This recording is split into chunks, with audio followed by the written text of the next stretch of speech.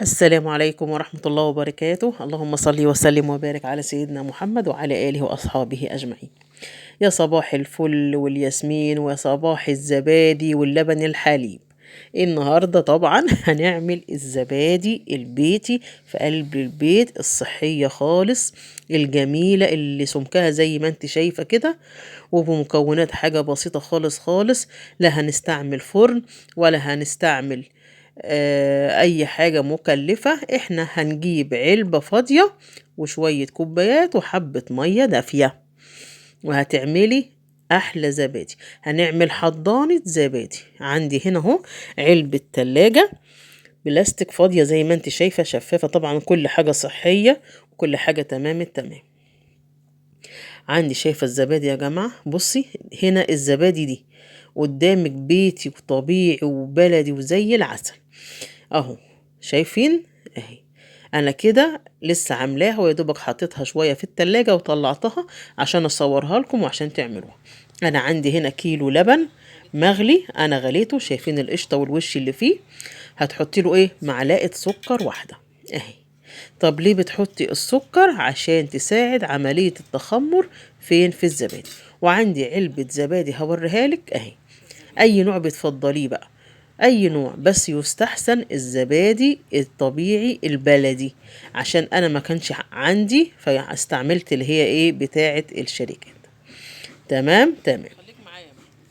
هنا هتقلبيها كويس قوي قوي، خلي بالك من الخطوات دي، وكل خطوة يا حبيبتي عليها عامل من نجاح الزبادي بتاعتك، عشان ما تتعبيش وما تتحيريش والايه، والنتيجة تبقى مضمونة وتمام التمام.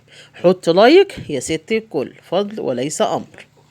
اهو انا كده خلاص تمام التمام. هنا هجيب شوية لبن اهو، معلقتين لبن كده دافيين، يكونوا طبعا الدفيان اللبن يا جماعة عليه عامل عفوا، يعني ان هي لو سخنة قوي هتموت ليا الخميرة، لو ساقعة قوي مش هتخمر ليا حاجة. لازم تكون دافية زي دمعة العين، او عشان تعرفيها تحطي زي ما هوريكي دلوقتي جزء منها، تحط صباعك الصغنن كده انك تجسم فيها حرارة اللبن، تمام، عشان الخميرة تشتغل وعشان ان الزبادي تنجح معاكي وتديكي افضل نتيجة ممكنة.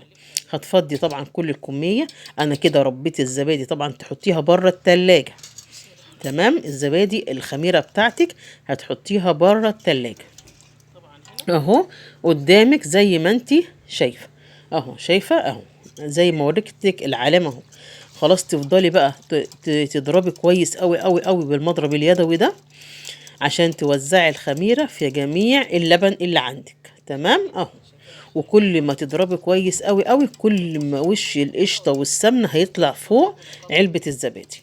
واديك هتشوفي او كوباية الزبادي بتاعتك، بصي هوريك النتيجة وزي الفل اهو. العلبة عندي هنا كوبايات انا معقماها وغسلاها، وهو بوريك القفل تبقى مقفله ومحكمه كده تمام التمام. هنا بقى هتصبي بالكبشه، اهي الكوبايات بوريها لك انها مغسوله ونظيفه، وهتصبي بقى عندك بالكبشه، عندك زي كده النبي عربي عليه الصلاه والسلام. يا رب يكتر الخير في بيوتنا ويكتر علينا وعليكم ويجعله شهر مفترج، اللهم امين يا رب العالمين. والزبادي كويسة جدا يا جماعة عشان الهضم وعشان الحموضة وعشان المعدة وعشان حاجات كتيرة قوي قوي قوي، والكالسيوم، وفيها ايه حاجات كتيرة في غنى عنها كلكم عارفينها. هنا بقى كمية الكوبايات، انا عندي هنا الكيلو اللبن عملت منه 6 كوبايات، وهتركني كوباية للخميرة. تمام. طيب عندك حجم الكوباية زي ما انت عايزة، بس هنا عشان ما تشتريش من بره زي ما بوريك كل حاجة قدامك اهو.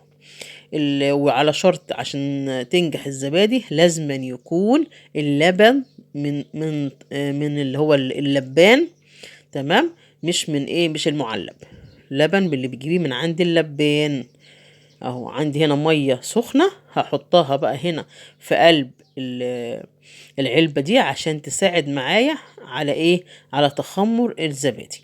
وما تكونش مية سخنة بتغلي، لا، تبقى دافية شوية قوي يعني. تمام. هنا هوريك السمك اللي تخلي فيه الكوبايات فيها مية اهو انا بهزها لك اهو، بوريكي كمية المية، هصورها لك برضك ووريكي كل حاجة بالتفصيل عشان الزبادي تخمر وتبقى كويسة وتديكي افضل نتيجة. اهو شايفين، اهو شايفين المية جاية لحد فين؟ من حجم الكوباية بقى، كبيرة صغيرة يعني بتاع كده، توصل لنصها، أقل من نص الكوباية كده مية دافية.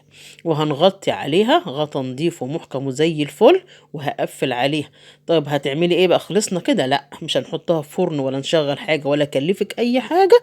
هنحطها في فوطة من تحت وفوطة من فوق، أو ندفيها، نعمل لها حضانة أهو، تدفيها زي ما بتدفي العجين كده، تمام، وتغطيه كده ايه تغطية كويسة محترمة. بعديها بقى بساعتين تعالي بصي على الزبادي بتاعتك، وانا هوريكي كل حاجة، وهتعرفي منين إن النتيجة المفضلة والناجحة عندك يا ست الكل. اهو بعد ساعتين بقى هاجي اوريكي. يلا بينا، حطي لايك فضلا وليس امرا. وفين اشتراكاتكم يا جماعة؟ وفين اللايكات الحلوة الجميلة اللي انا بستناها؟ ادينا هنبوست. يلا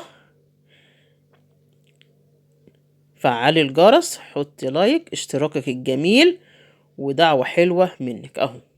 شايفين يا جماعة؟ اهي طبقات السمنة، شايف النقط دي اهي؟